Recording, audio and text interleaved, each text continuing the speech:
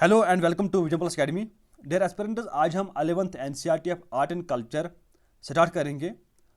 11th NCERT that is introduction to Indian art.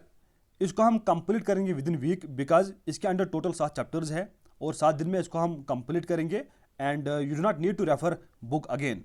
But अगर आप vision plus academy first time visit कर रहे हो, do share and subscribe vision plus academy for future lectures.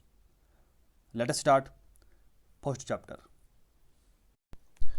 देखिए, जो history है ये 3 फेजेस यानी कि 3 स्टेजेस में डिवाइडेड है। One is ancient history, medieval history and modern history, जो आप 18th सेंचुरी ऑनवर्ड्स पढ़ते हो, ठीक है ना। लेकिन यहाँ पर मैं फोकस करूँगा एंशंट हिस्ट्री पर बिकॉज हमें आर्ट एंड कल्चर पढ़ना है। एंशंट हिस्ट्री जो है ये फर्दर 3 स्टेजेस में डिवाइडेड है। One is pre historical period, proto historical period and historical period, ठीक है ना। Late us see them one by one.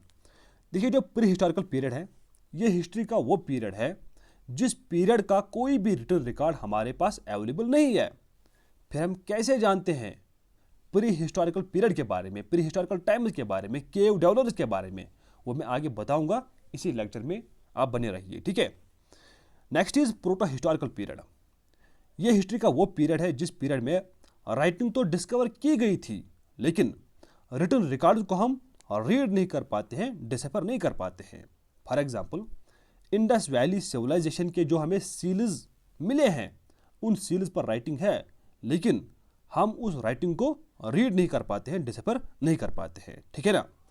Next जो है हिस्टोरिकल पीरियड, ये वो पीरियड है जिसका रिटन रिकॉर्ड्स हमारे पास अवेलेबल है और उन रिटन रिकॉर्ड्स को हम रीड भी कर पाते हैं, यानी हम हिस्ट्री को स्टडी करते हैं on the basis of written records, ठीक है ना। लेकिन हमें चाहिए यहां पर प्री हिस्टोरिकल पीरियड। देखिए, जो प्री हिस्टोरिकल पीरियड है ये फर्दर 3 स्टेजेस में डिवाइडेड है। One is palaeolithic period, mesolithic period and neolithic period. Palaeolithic period जो है ये फर्दर 3 स्टेजेस में डिवाइडेड है। One is lower palaeolithic period, upper palaeolithic period and civilisation. The most important period in art and culture is upper palaeolithic period, ठीक है ना। देखिए, अपर palaeolithic period ये वो पीरियड है जिस पीरियड के पेंटिंग्स की रेफरेंसेस इंडिया में हमें मिलती हैं। यानी अगर आपसे क्वेश्चन पूछा जाएगा, आप बताइए इंडिया में जो पेंटिंग्स डिस्कवर किए गए हैं वो किस पीरियड को बिलोंग करते हैं, देन आपको बताना है वो अपर पैलेलिथिक पीरियड को बिलोंग करते हैं। अपर पैलेलिथिक पीरियड से पहले जितने भी पीरियड्स थे, for example lower palaeolithic period, हमें किसी भी पेंटिंग की रेफरेंसेस इंडिया में नहीं मिलती हैं, ठीक है ना। तो इंडिया में पेंटिंग्स डिस्कवर किए गए हैं ड्यूरिंग अपर पैलेलिथिक पीरियड, ठीक है ना। देखिए, जो राइटिंग है वो डिस्कवर हो गई थी अराउंड 3000 BC में, ओके। ऊपर मैंने आपसे क्वेश्चन पूछा था, आप बताइए प्री हिस्टोरिक टाइम्स का हमें कोई भी रिटन रिकॉर्ड अवेलेबल नहीं है, फिर हम कैसे जान पाते हैं प्री हिस्टोरिक पीरियड के बारे में या प्री हिस्टोरिक पीपल के बारे में। इस क्वेश्चन का जो सही आंसर है, राइट आंसर है, वो है एक्सकेवेशन और archaeology and wall paintings of caves, ठीक है ना। देखिए, एक्सकेवेशन और आर्कियोलॉजी में क्या होता है, जो आर्कियोलॉजिस्ट्स है वो ज़मीन को डिग करवाते हैं, ज़मीन को खोदते हैं और वहाँ से जो उनको बोन्स मिलते हैं, आर्टिफैक्ट्स मिलते हैं, उन आर्टिफैक्ट्स को स्टडी करने के बाद वो गेस कर पाते हैं living pattern of the ancient people, ठीक है ना। और जो केव डेवलपर्स थे वो क्या करते थे, केव्स के वॉल्स पर पेंटिंग क्रिएट करते थे, पेंटिंग बनाते थे और कुछ पेंटिंग्स अभी भी इंटैक्ट है and based on these paintings जो आर्कियोलॉजिस्ट्स है वो स्टडी करते हैं प्री हिस्टोरिक टाइम्स, ठीक है ना। देखिए, इंडिया में जो फर्स्ट रॉक पेंटिंग डिस्कवर की गई थी वो डिस्कवर किया था फेमस आर्कियोलॉजिस्ट ने जिसका नाम है आर्चिबाल्ड कार्लाइल। 1867-68 के अराउंड में उसने डिस्कवर की थी। लेकिन अगर वर्ल्ड की ओल्डेस्ट रॉक पेंटिंग हम देखेंगे उसका नाम है अल्टामीरा और अल्टामीरा स्पेन में है, ठीक है। अब हम देखेंगे लैक उदियर केव्स एंड पेंटिंग्स के बारे में, ठीक है ना। देखिए, यहाँ से सीधे क्वेश्चन पूछा जाता है, आप बताइए लैक उदियर केव्स किस स्टेट में प्रेजेंट है, यहाँ किन हिल्स में पड़ते हैं लैक उदियर केव्स। देखिए, in it is literal mean Lakhudiyar का मतलब होता है 1 लाख केव्स। ये केव्स उत्तराखंड स्टेट में प्रेजेंट है in the Kumaon hills on Suyal river. ये सेंटेंस आपने रटना है बिकॉज ये एग्जाम में पूछा जाता है, ठीक है ना। यहाँ पर जो हमें पेंटिंग्स मिले हैं वो प्री हिस्टोरिकल पीरियड को बिलोंग करते हैं, यानी यहाँ पर जो पेंटिंग्स है वो प्री हिस्टोरिक पेंटिंग्स है। मैंने ऊपर आपको पढ़ाया प्री हिस्टोरिकल पीरियड क्या होता है, आगे मैं पढ़ाऊंगा प्री हिस्टोरिक पेंटिंग्स के कुछ फीचर्स, ठीक है ना। यहाँ पर जो हमें पेंटिंग्स मिले हैं इनको हम 3 टाइप्स में डिवाइड कर सकते हैं, यानी कि 3 टाइप्स ऑफ पेंटिंग्स हमें यहाँ पर मिले हैं। ह्यूमन बींग्स की पेंटिंग्स, एनिमल्स की पेंटिंग्स और जियोमेट्रिक पैटर्न पेंटिंग्स, ठीक है ना, जिनको डिजाइन किया गया है वाइट, ब्लैक और रेड कलर्स में, ठीक है। यहाँ पर सबसे इंपॉर्टेंट फीचर ऑफ पेंटिंग्स ये हैं कि यहाँ पर हमें मिले हैं डांसिंग गर्ल्स जिनके हैंड्स एक दूसरे के साथ लिंक्ड है, प्लस यहाँ पर हमें पेंटिंग्स मिले in the form of wavy lines. Okay, these are the important pointers about Lake Udyar caves. Now let us see भीमबटका caves. भीमबटका केव जो है मध्य प्रदेश के विंध्यान हिल्स में लोकेटेड है। यहाँ पर भी प्री हिस्टोरिक रॉक पेंटिंग्स पाए गए हैं। अबाउट 800 रॉक शेल्टर्स कंस्टिट्यूट करते हैं Bhimbetka caves and among them 500 rock shelters और केव्स ऐसे हैं जिनके वॉल्स पर पेंटिंग्स बनाए गए थे, ठीक है ना। अगर आप एग्जैक्ट लोकेशन देखोगे भीमबटका केव्स की तो आपको क्या करना है, जो कैपिटल है मध्य प्रदेश की भोपाल, आपको भोपाल से साउथ की ओर चलना पड़ेगा 45 किलोमीटर और आपको मिलेंगे भीमबटका केव्स, ठीक है ना। भीमबटका केव जो है इनको डिस्कवर किया था VS वनकार ने। यहाँ पर बहुत सारे टाइप्स ऑफ इमेजेस पाए जाते हैं, जैसे कुछ मंडेन इमेजेस हैं, यानी कुछ इमेजेस एरोटिक हैं, ठीक है। यहाँ पर सैक्रेड इमेजेस पाए जाते हैं और रॉयल पेंटिंग्स भी हैं, ठीक है ना। देखिए फर्स्ट चैप्टर में कुछ इंपॉर्टेंट साइट्स दिए गए हैं, उनकी लोकेशन जानना हमारे लिए बहुत ही इंपॉर्टेंट है। First site is Kapgallu. Kapgallu जो है ये तेलंगाना में है। Then it is Piklihal. Piklihal कहाँ पर, कर्नाटक में है located. And then it is Tekkalakota, ये कर्नाटक में लोकेटेड है। These are the sites mentioned in the first chapter of art and culture of 11th NCERT, ठीक है। अब हम देखेंगे paintings of upper palaeolithic period, ठीक है ना। देखिए इंडिया में जो पेंटिंग्स डिस्कवर किए गए हैं वो बिलोंग करते हैं फ्रॉम अपर पैलेolithic पीरियड से।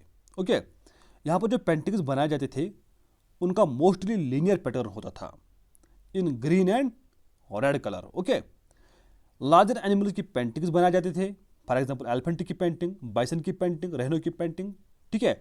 लेकिन गाय की पेंटिंग हमें नहीं मिलती हैं। This is most important point. Okay, जो लोग रहते थे अपर पैलेolithic पीरियड में वो ग्रीन कलर में डांसिंग पेंटिंग्स पेंट करते थे और रेड कलर में हंटिंग पेंटिंग्स को क्रिएट करते थे, ठीक है।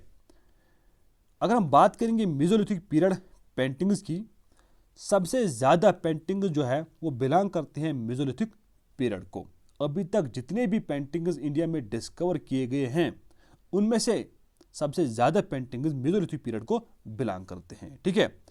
पेंटिंग्स का साइज बहुत ही छोटा हुआ करता था, लेकिन यहाँ पे मल्टीपल कलर्स यूज करते थे पेंट करने में, ठीक है ना। सबसे ज़्यादा जो यहाँ पर पेंटिंग्स पाए गए हैं वो है हंटिंग पेंटिंग्स, ठीक है। मैन जो है वो एनिमल्स के साथ चेस करते थे, लड़ते थे, वो भी दिखाया गया थ्रू पेंटिंग्स, ठीक है। यहाँ पर जो हमें मेसोलिथिक पीरियड में पेंटिंग्स मिले हैं वो हमें दिखाते हैं कि जो मैन थे वो ग्रुप्स में शिकार करते थे, ग्रुप्स में हंट करते थे। उनके हाथ में जो ट्रैप्स है, स्पीयर हेड्स हैं, बो एंड एरो जो है वो हमें शो करते थे कि वहाँ पे ज़्यादा लोग हंटिंग करते थे, ठीक है। यहाँ पर भी जो पेंटिंग्स पाए गए हैं वो मोस्टली लार्जर एनिमल्स के हैं, but there is no painting of the cow, ठीक है। Chalcolithic period painting shows that there was association, contact, and mutual exchange of requirements between cave dwellers and settled communities of Malwa Plains of Madhya Pradesh, ठीक है।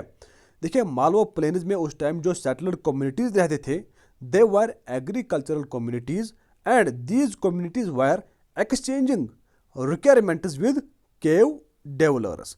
और जो cave developers थे they were in contact associated with these settled communities of Malwa plains. ठीक है। Ancient times में जो लोग कलर्स यूज करते थे फॉर पेंटिंग पर्पजेज, वो लोग वो कलर्स कहाँ से एक्सट्रैक्ट करते थे, अब हम इसके बारे में जानने की कोशिश करेंगे। ठीक है। देखिए जो हेमेटाइट है इट इज़ आयरन ओर, जिसको आप गिरु बोलते हो इंडिया में। ठीक है ना। इसका कलर होता है रेड, और उस टाइम हेमेटाइट को ग्रिंड किया जाता था, पीसते थे वो लोग, और वहाँ से जो पेस्ट बनता था उस पेस्ट को यूज करते थे वो लोग एज रेड कलर। ठीक है ना। इसी तरह वो लोग ग्रीन कलर को एक्सट्रैक्ट करते थे फ्रॉम ग्रीन स्टोन्स, जिनको आप चैल्सडोनी स्टोन्स बोलते हो। ठीक है ना। और वाइट कलर को एक्सट्रैक्ट करते थे फ्रॉम लाइम स्टोन्स, जो करंटली यूज होते हैं सीमेंट मेकिंग में। ठीक है। देखिए उस टाइम के जो पेंटिंग्स बनाए गए थे वो कहीं ना कहीं अभी भी इंटैक्टेड है, सेफ है। इसका रीज़न क्या है? आर्कियोलॉजिस्ट बताते हैं कि जो केमिकल रिएक्शन होती हैं बिटवीन कलर्स और रॉक सरफेस ऑक्साइड के बीच में, इसकी वजह से जो उस टाइम पेंटिंग्स बनाए गए थे वो कहीं ना कहीं अभी भी सेफ है, इंटैक्टेड है। Now let us see last segment of this session. इसके साथ ही ये चैप्टर जो है ये खत्म हो जाएगा। ठीक है। What is super imposition? देखिए पेंटिंग्स को पेंटिंग्स के ऊपर बनाना, इसी को हम बोलते हैं सुपर इम्पोजिशन। फॉर एग्जांपल किसी जगह पर कोई पेंटिंग बनाई गई है, लेकिन किसी दूसरे पर्सन ने इस पेंटिंग के ऊपर और एक पेंटिंग बनाई, इसी को हम बोलते हैं सुपर इम्पोजिशन। ठीक है ना। देखिए जो बिम्बटका केव्स हैं उनके वॉल्स पर कुछ ऐसे पेंटिंग्स हैं जो 20 लेयर्ड है, यानी एक पेंटिंग के ऊपर अदर 20 पेंटिंग्स बनाए गए थे। ठीक है ना। अब हमने देखने हैं reasons of super imposition. Paintings के ऊपर पेंटिंग्स क्यों बनाए जाते थे? नंबर 1 रीजन, जो क्रिएटर्स थे पेंटिंग्स के वो किसी भी कारण की वजह से पेंटिंग्स को पसंद नहीं करते थे, जिसकी वजह से वो उन्हीं पेंटिंग्स के ऊपर दूसरी पेंटिंग बनाते थे। ठीक है। Next is whether effects. For example किसी जगह पर पेंटिंग्स बनाए जाते थे and because of snowfall and rainfall ये पेंटिंग्स शैडोड हो जाते थे, जिसकी वजह से जो क्रिएटर था इस पेंटिंग का वो उसी पेंटिंग के ऊपर दूसरा पेंटिंग बनाता था। ठीक है ना। नेक्स्ट देखिए जो डिफरेंट जनरेशन किसी भी एरिया में रहते थे वो डिफरेंट जनरेशन क्या करते थे, पेंटिंग्स को सुपर इम्पोज करते थे, पेंटिंग्स के ऊपर पेंटिंग्स बनाते थे। ठीक है ना। आई होप ये सेशन आपको अच्छा लगा होगा। अगर लगा like this session and subscribe vision plus academy channel. इसके साथ ही ये चैप्टर खत्म हो गया है। ठीक है।